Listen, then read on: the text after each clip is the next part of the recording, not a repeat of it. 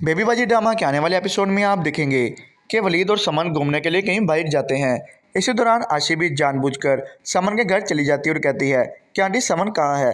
तो वो कहती है कि बेटा वो तो फ़रद के साथ सैलून गई हुई है। तो साथ ही आशी कहती है कि आंटी फ़रद मामी तो घर में है और समन तो उनके साथ कोई भी नहीं है।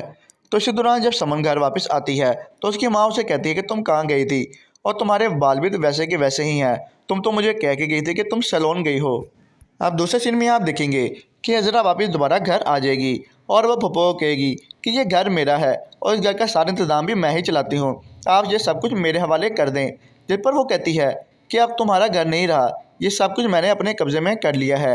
और जमाल को भी जब हजरा कहती है कि मुझे पैसे दें, मैंने ग्रोसरी लानी है, तो वो कह देता है कि वो तो पप्पो ले आई हैं और मैंने फ़ैसला कर दिया है कि पप्पो इस घर की बड़ी हैं और वही अब इस घर के सारे मामला देखेंगी। हज़रा फ़िलहाल तो पप्पो को सारी चाबियां दे देती है, लेकिन वो कहती है कि ये सब कुछ वो वापस करके ही रहेगी।